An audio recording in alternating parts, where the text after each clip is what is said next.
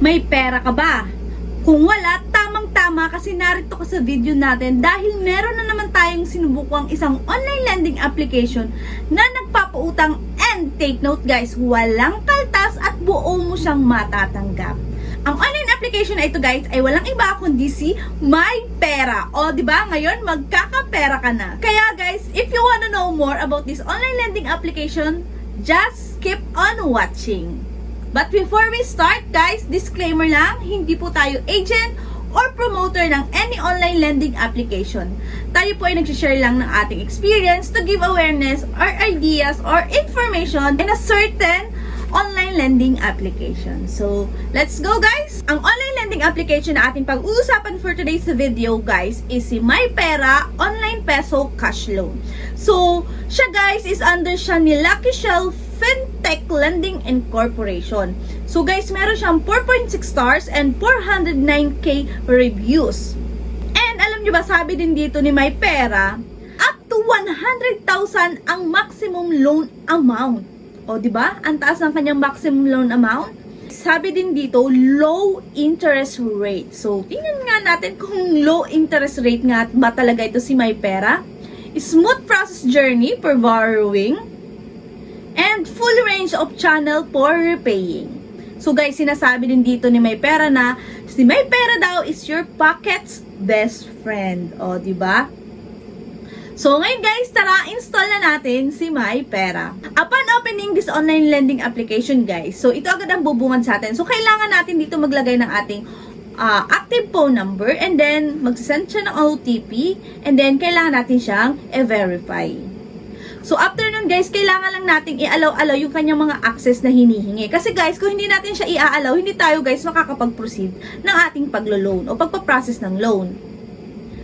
And then, after nun guys, narito na po yung mga kailangan nating fill-upan. So, una natin kailangan fill-upan dito guys is yung personal information. So, dito guys, sa personal information, narito guys yung residential address, length of residence, marital status, education, religion, email, Facebook. Guys, isang red flag na yun ha. Pag may nakita kayo guys na online lending application na hinihingian yung Facebook, nako. So, kailangan nyo nang mag-isip-isip. So, and then, after nun na, pa-fill-upan natin yung personal information, kailangan naman nating fill-upan guys yung emergency contacts. So, dito guys, ang kagandahan naman kay MyPera is dalawang contact person lang ang kanyang hinihingi. So, dalawa lang guys. So, and then, always remember guys na kailangan natin i-aware yung ating mga ilalagay na contact para at least kung halimbawa man na tumawag yung mga online lending agent is aware sila na inilagay nyo sila doon at may tatawag sa kanila. Pero guys, kung gusto nyo maging mas mautak sa mga online lending application o sa mga OLA, ilagay nyo guys yung mga maling number, o diba? So, tip yun guys. And then, after nun guys, pupunta na po tayo sa job information. So, dito naman, kailangan nating ilagay yung ating job information. Industry, company name, phone number, payday, monthly income, working years. So, yun guys. Yun yung mga hinihingi doon sa job information. So guys, ang kasunod naman natin kailangan fill-upan is yung identity verification. So dito guys, nakapaloob yung mga available IDs na pwede natin gamitin. So narito si UMID, si TIN card, si SSS, si passport, si driver's license, si voter's ID, si postal, o pwede din guys si PhilHealth and national ID and PRC. So guys, pili lang kayo doon ng isa. Kailangan natin i-upload yung picture ng ID natin and meron din tayong face recognition na gagawin dito. And then, after nun guys, kailangan natin ilagay yung receiving account. Ang aking ginamit dito is GCash. So, ilalagay nyo lang yung account number and then, kailangan nyo lang siyang i-re-enter and kailangan nyo yung account name. And then, after nun guys, yun, the amount is being evaluated. Please wait. So, ngayon guys, in-evaluate na ni MyPera yung ating mga sinubmit na information kung tayo ba ay makaka-loan or hindi at kung magkano ba yung kanyang ipapa-loan. So, guys, after that, so, narito guys yung amount na pwede nating ma-loan. So, 500 up to 100,000 pesos. So, malaki guys. So, pero guys, bago kayo mag-decide kung ibaborrow nyo siya immediate immediately, kailangan nyo munang tingnan guys yung mga additional information about dun sa inyong loan amount na marireceive. So, katulad dito guys, ang loan terms daw niya is 125 days daw. Pero guys, after 7 days naman natin siya kailangang bayaran. And then, kung makikita nyo rin dito, ang marireceive nyo is buo nga. Okay. So, nandun na tayo sa buo nyo makukuha o walang kaltas yung inyong loan. Pero guys, pagdating ng bayaran, meron naman tayo dito mga fee na idinagdag o mayroon na idinagdag si May Pera ng mga fees. So, narito yung interest, the service fee, and then the management fee. Kung halimbawa, ang gusto mong i-loan is 5,000 pesos at na-approve ka dun sa 5,000 pesos, ang iyong marireceive guys is 5,000 pesos. Pero guys, after nun, ang kailangan mo namang bayaran is 7,100 pesos. O, di ba? So, magkano agad guys yung nadagdag? Ibig sabihin, 2,100.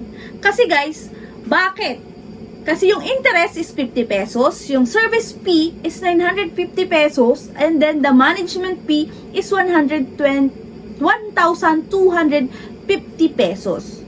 So, yun guys, kaya napakalaki nung nadagdag niya. And then guys, alam nyo ba, sabi nga 125 days daw. Pero guys, sa totoong buhay is after 7 days, magbabayad na po kayo. Hindi po as in 125 days o hindi nyo po i-consume yung 125 days o hindi nyo hahatiin yung 125 days sa dalawang pagbabayad. Kasi sa totoong po na narito is magbabayad na kayo ng pagkatapos ng 7 araw. So, yun guys. Good point naman yun sa isang online lending application kasi pinapakita niya para at least mag-decide talaga kayo kung kukunin nyo siya o hindi. Pero sa akin, it's a no-no kasi mataas po talaga yung kanyang interest. And then, 7 days lang po babayaran na. Pero, kung kaya nyo naman at gusto nyo pa rin siyang kunin yung in-offer sa inyo ni May Pera, so wala naman po tayong magagawa. Hindi ko naman po kayo pinipilit na mag-loan ka, ganyan. Kasi guys, nasa sa inyo pa rin po ang huling desisyon kung kukunin nyo yung loan amount na ibinigay sa inyo ni May Pera.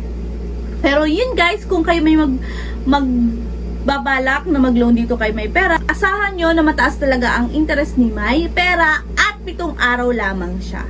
So, yun guys, sana po is nakatulong tong video na to about kay May Pera. So, yung mga gustong mag-loan kay May Pera, kailangan nyo pong munang mag-isip-isip kung inyo ba talaga siyang kukunin. Pero guys, kung halimbawa naman emergency at meron kayong kailangan na talagang ng pera at emergency nga, 'di ba? So, at alam niyo naman sa sarili niyo na may pambayad kayo o may dadating na pambayad kayo, why not, 'di ba? Na may maibigay kayo. So, why not? Ba't hindi niyo kunin? Kasi emergency naman kailangan. Pero guys, kung halimbawa naman hindi naman siya as in total emergency na kailangan niyo yung pera, so hanap muna kayo. At meron din pala tayo guys, link sa baba.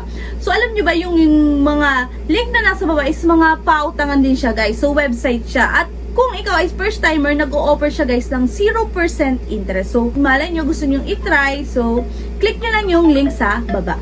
So, that's all for today's video. So, thank you for watching. At kung hindi ka pa nakasubscribe, subscribe ka na.